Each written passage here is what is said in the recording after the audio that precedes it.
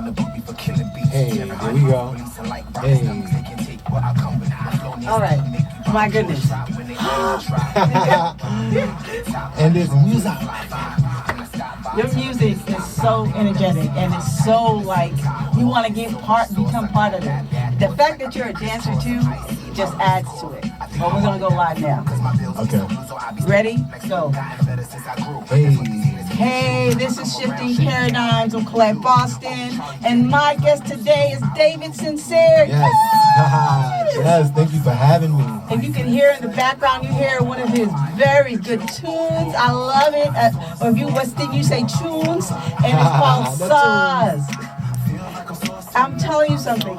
Your music is so energetic. You want to become a part of it just because. Thank you. I appreciate that. That was the whole point of me even doing music. Because being a choreographer and a dancer, you know, music connects. Music makes the body move. You know what I mean? So, what better way to make people move with me to my music? Exactly. You know? What I also like is that I'm sorry to even make the music stop, but you know, if you guys will bear with me and understand that this man is music, but he's not only just music, but he's dance. Yes. He's fashion. Yes. And now I heard you're doing rap. Yes. So, I mean, like, it seems the sky's the limit for you. It is. I mean, ever since I was younger, I always dabbled in a lot of different areas of talent, you know? Right. Because I was in the choir, but then again, I also, like, did karate, played football. So I always was in something as a kid growing up, but then when I took to dance and music, it really just defined who I was. So I decided to just go all the way. And I'm going to tell you, I had the pleasure of being in one of your recording sessions. Yes. It was here at Brick Studios. Quasi Edge actually had you as a guest. Yes. And I saw this young man that he was actually like teaching the others to dance. I was like, oh, okay, he has some skills. And the others were catching on with you to the moves you were doing. But then I saw you also just doing the singing. I said, oh, so he's doing all of this? Then I saw the style. The style is so uniquely his. I mean, like, how did you and your stylist meet? And what is his name? My stylist, his name is Fred Paris. A lot of people know him because he's big in the industry. You know, he works with Verdict Still Out brand. And basically, we actually met. We knew each other for a long time because he's actually a dancer, too. Wow. He's a dancer too, but we actually reconnected while I was doing music and he was styling. So it was just like perfect hand in hand. That's like something made in heaven? Exactly. Yeah. Yes. One of my closest friends. Oh my goodness. Yes. And your style is so unique.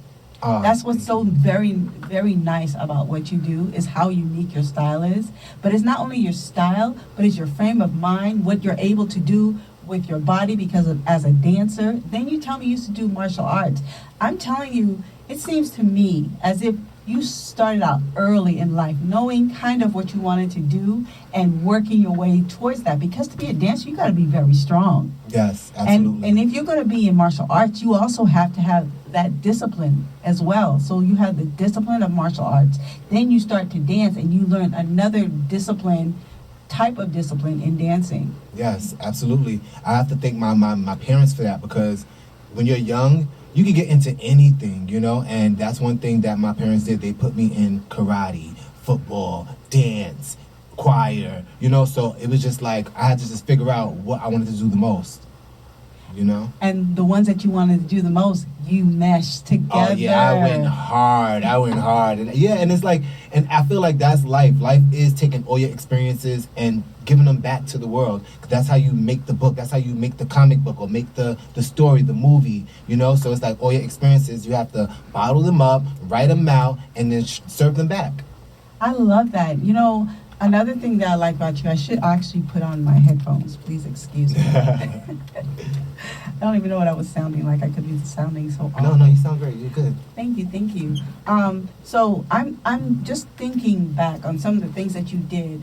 Were you in the gospel choir or?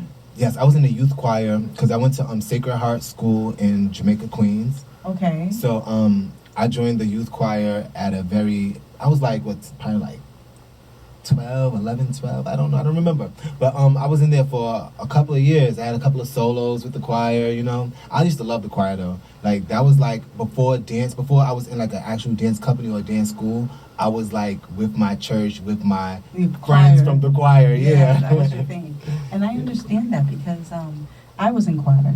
And I remember that was everybody that I was in the choir I hung out with. Exactly. Yeah, you know, like we were friends. Yes. And we used to go out of town a lot. They used to pay for us to go. Churches would want us to come and perform for them. And what would end up happening is, as we're performing, I'm starting to realize, okay, I can't imagine myself without these people. And it happened all the way up until we started getting married. Wow. So your husband was in the choir with you? No, I didn't get married. Oh. No, but I know what you mean. It's like... What I will say is that I did not meet my husband in the choir, but my husband got interested in me because of the choir. Gotcha. Yes. Yeah, that's good because usually you find your soulmate in the frequency that you're living in. That is so true.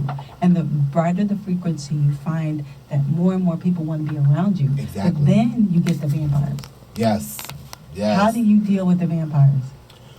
Oh, man. I mean, I'm so, I like working with a lot of people, and then growing up as, like, a dance teacher and a choreographer, like, you never really shun anybody. No. You know, you don't really shun anybody. So I'm used to working with, like, all types of people. So even when there's, like, those snake people around me, I still work with them, and I always get bit at the end, but you know, I let them go, and I do forgive and bring them back in all the time. So I have friends that's always like, come on, you already been through that with them already, why are you going through it again? But there's just something within me that I just, you have to deal with all type of people. It's that forgiveness thing, you know. And I always feel too, like, if somebody does something so mean and dirty to you, there's a love within that for them to even have to do that to you. For me, I wouldn't say it as love. I would look at it as there's something wrong with them, and they're coming to me to try and get healed. But each time I'm getting bit. But maybe as you continue to do that, they will start to get some of your shine. And a lot of times people want that. Yeah. They want to be around people who are successful. They want to, but success is like an iceberg. 90% of the iceberg is underneath the water. Mm. The little bit that you see, the 10% that you see, that is just the shine. But all the hard work to get there. True. It's so true. You know what I'm saying? It's so true. For me, I just look at you and I say, okay, there's going to be people that are going to be coming after you because you're like that shiny thing. But then you have to look at it and realize that although you may be that shiny thing, you have to realize that don't let them get too much of your shine, because what ends up happening is that you, in the end, don't want to be bitten too many times. Mm. You don't want to have that poison within you, and then you don't have a way to get rid of it. Mm. Yes, you're right. You're right. And that's why I have good friends like Fred around me. No, that's why I have to have my friends and my family around me, and God first. Yes. You know, I put God first all the time because I know He protects me. You know, my father, he passed away a couple of years back because of cancer, but I know He watches over me. So I'm protected in many ways. So that's why I know, like, I have faith in people that may do something that's messed up, because I know I'm not perfect. Right. You know, and there's probably people that feel like I've done something that's wrong to them, right, that I felt that probably was right at the time. Right. So, you know, I can't give up on the hope of love. I love that. That tells you, that's why your music is so good too. It's full of love. Mm. It is. It's full of energy, good energy. It's full of hope. Yes. Very hopeful. I'm telling you. I want to ask you, where do you see yourself in 5 to 10 years? In 5 to 10 years? Honestly, like, I would love to just get more into my acting. I would love to act. But, like, the thing about it is that I was never the type that would just be an actor in a movie. It's like I would have to produce the movie. I would have to direct the movie. That's it, you know, brother. so I would have to have my movie. So it's like certain things like I want to get into, but I just know the level where I want to be at in the creative process of it, that I'm willing to wait. And I think within 5 to 10 years, I should be there. That's it. And that's how you have to be. You got to be that person. If you already know how to produce your own videos, a movie is just a hop, skip, and a jump. Exactly. Exactly. Yeah. You know, and I love the hip hop culture. So I would love to even remake somebody else's story. You know, I love like the culture because like even though like I know the Michael Jackson, the American Dream was out already, but that was not well done. And exactly, and that was so long ago. There's different generations that was affected by Michael Jackson in different ways. You know, so it's like this is it's always a new movie. It's always a new movie and a new take. And a new take, yes. Yes, you can't look at things the way they used to be because right now we're already in the past. It's true. Even though we're going towards the future. We never ever get to the future because we're always in the past or the present. It's true. You know what I'm saying? So when you think of where am I going to be, you have to make sure your past is decent and your present is up to par. Mm-hmm. Absolutely. Yeah. Absolutely, because that past will catch up with you. My God. My God. Yes. So I also want to say to you that your music, I see that you branched out to rap. What made you go into the rap versus the singing? Okay, because, all right, so this is so funny because when I was in the choir and stuff, I was so into singing. I was so into like training my voice. I used to take voice classes and piano and everything. But then when I started to learn how to dance, I wasn't good. I wasn't a good dancer. So it was like, I went to this dance school and I'm like singing and I was getting solos and stuff, but I wanted to learn how to dance. Right, because if you're going to be on Broadway, you need to do both. You need to do both. So I actually stopped singing and started dancing. But I went so hard into dance that I just was like, I became known as the dancer. So no one even knew I sung anymore. It was like I wasn't even in choir anymore. I was just dancer, choreographer, dancer. So, but at the same time, I was always still writing. I always wrote poetry. Right. I always wrote lyrics. I always wrote harmonies and melodies. So as I was getting older, like I just felt incomplete. I was going on tour and dancing with a lot of like different artists and celebrities and stuff, but I just felt incomplete. And I realized it was my music. Okay. It was my music. So once I started like just getting back into my writing and just really like reading back my old songs and stuff, I started to let a couple of friends hear little things, and they were like, "Yo, that's actually really good." So when I was actually on Wayne Brady's show, I was on Wayne Brady's show in Vegas as his dancer. Oh wow! And he had this song called "Back in the Day" that we would end the show with. So I had Is that back in the day when I was young? Yes, he did a remake of that song. Yes, he did a remake of that song. So we it was like me and like 5 other dancers. So I was cause like we was living in Vegas. So I was writing. I love that song. So the song that he did the remake to. So I started to write a verse to it. So I let one of the dancers hear it, and he was like, "Yo, that's so fly." So he set me up because we was all backstage one day. He was like, "Yo, Wayne, you know David wrote a song to Back in the Day. He wrote a rap." And Wayne was like, "Oh, word, let me hear it." So right then and there, I was like, man, I was very shy. But I did the rap, and he was like, "Yo, come with me." So we went to the band, and he put me in the show to sing the song. So from then on, whenever he performed that song, I would sing my verse, and yeah. You know, that's that how cool. Tupac came on. You remember, da da da da da. They're from Oakland. They sing. Oh my gosh, I can't believe I can't remember this song. But Tupac came in with a verse, and that took off. That one verse made him. Everybody wanted him there, wanted to be there. Round and round. Oh my goodness. Just a moment. My God, I cannot believe I cannot remember that song. I cannot remember that song, that Tupac song. That is crazy. Wow, that's crazy. It is. Well, it'll come to me when I least expect it. But that one song and that one verse with that group made his, everybody wanted to hear him after that. So with you, it was the same thing. So then what happened after that? So after that, I actually went on tour with Wayne because like we went to Australia and South Africa, and he let me still perform the song around, whatever. And that just really inspired me to like really develop my music. I said, "Joe, you know what? I have to work on my music." You know what I'm saying? Because that was just a verse, and that was in Wayne's song. It's like I actually need to come up with I need to go to the studio and record. So actually, Wayne actually took me to the studio after that. After that, I did that verse. He took me to the studio, and I recorded a couple of verses, and he asked me, he said, "So I know you want to do this music and stuff, but what do you want to talk about?" And I was just lost for words. I'm like, I don't know.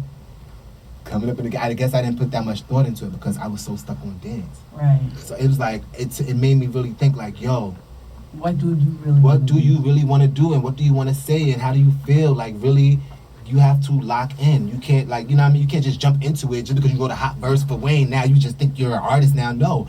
Really develop what is your style? What are you trying to say? So it took me really doing that. Like, just, I was still dancing and touring and still, like, surviving, making money, but I was, like, at the same time developing me as an artist. And to be honest with you, now, I saw you on Good Morning America. Yes. I was like, yeah. I just saw this guy.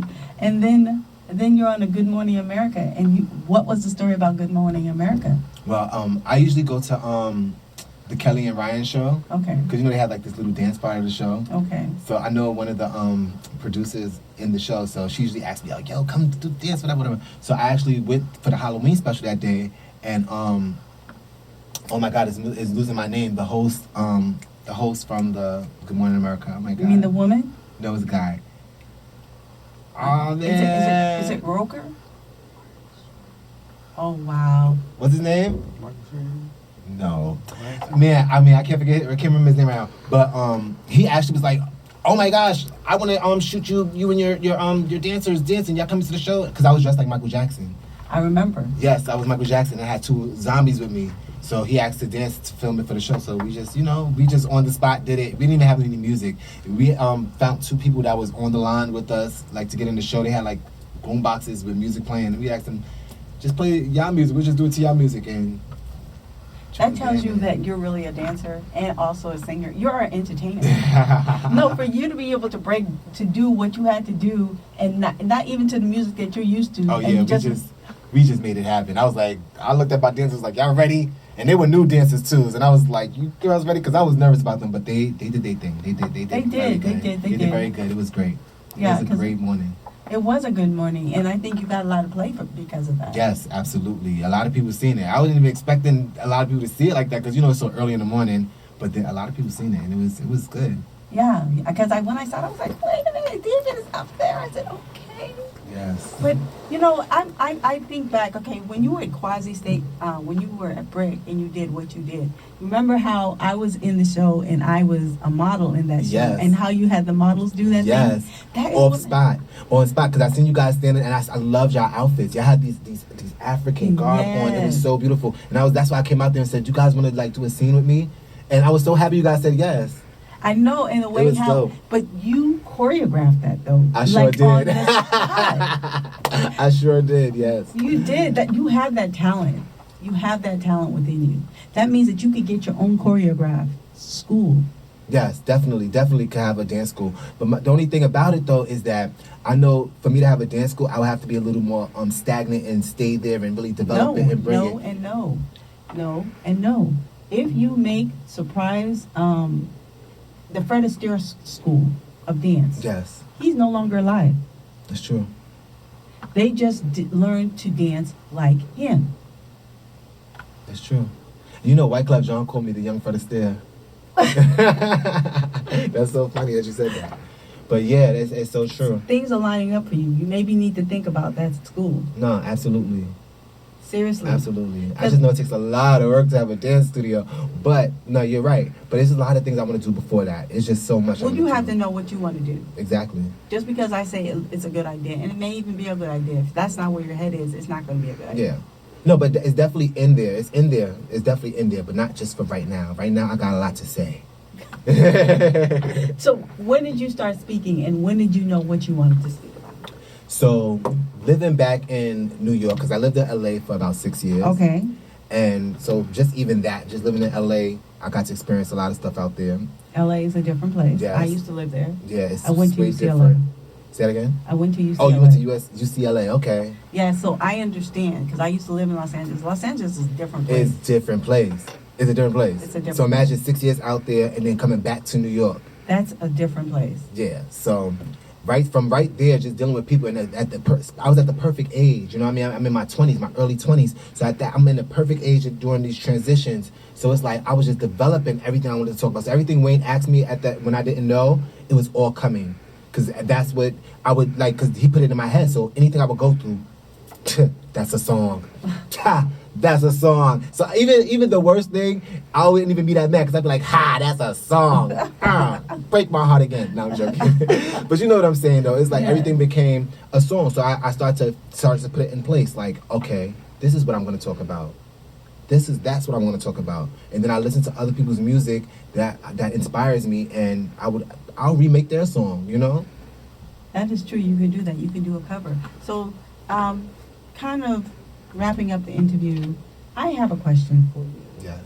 The question is, now that you have gotten this level of fame, and I'm guessing unfortunate too, how much higher do you plan to go? I mean, the sky's the limit. You know the sky's the limit. It's like, I was actually laying in my bed the other day, and I was a little, I don't want to say depressed, but I was a little just going through my head, just thinking like, because sometimes you can have a lot of work out and you can feel like it's unnoticed, you know? And I was thinking like, all right, what if I just go MIA for a while off of social media, don't even like drop no more music for a while, stop dancing for a while, just like relax, you know what I mean? And then I said, I wouldn't be happy. Like, that would be like being dead to me. Because there's nothing else I would want to do. I like that. I like that a lot. That is so real. Yeah, it's the truth. It was like, this was the other night. Just the other night. And the thing is, sometimes when we are in those spots, that's when our moment of greatness is right around the corner. Mm-hmm. That's what I have learned. Mm. I'm not saying I'm so old, but I'm saying that I have learned that the hard way. The last question I have for you is, do you have a next single or next album planned, and when is it, and what can we expect? Well, actually, I have a couple of singles that's coming out, and it's so dope because I have some features. So I'm actually getting on some people's records and some people's getting on my records. So I don't even want to blow anything up yet, and I don't want to spoil anything because I still have my fingers crossed. It's coming. But right now, my Bullpen 1 and Bullpen 2 mixtapes are out, and I'm gonna release a couple of more videos off of my Bullpen 2 until my new material drops. But I'm like been working. I've been in the studio. I got another studio session on Friday, so I've been working, and yeah, I got a lot of stuff coming, and I'm excited. I would be too. Where can they find you? I'm on Instagram, David Sincere Aiken. I'm on Facebook. I have a website too. If you look me up on Google, David Sincere, I'm going to come up. You're going to find me. You're going to see links to my TikTok, to my Snapchat, to my everything. I have videos everywhere, so yeah, you can find me. And on Sundays, I teach a dance class every Sunday at Ripley Greer Studios from 6 to 7:30 p.m. So you can look on my page. I always post the flyers when the classes. So I would love to be at one of your classes. Yes, you definitely should come. You have so much fun. I would love to come. So the other thing is, what did you think? This is a thrilling question. When Kobe died. Oh man. That was it was very, very shocking. Like I didn't believe it at first. You know, sometimes some things in life just don't feel real. No, I understand. I felt the same way. I couldn't even cry. I cried like 2 days later. It didn't feel real. It was like, what are you talking about? In fact, I even said that to the person who told me. I said, what are you talking about? Because we had just seen him. Yeah. That was just crazy to me. And it was just so hard because it was thrown on us so hard. And then it was just a lot. It's a lot. And like, rest in peace, because I know that like right now, like when you're even a big star like that and so many people are mourning you and stuff like that, it's like, it makes it a little harder to rest in peace, I feel like. No, you know, you don't have a chance. Yeah, it's like what Gail did. I was so up for Snoop. I'm not saying that you are. I was so for Snoop. I thought that Gail needed to be put in her place.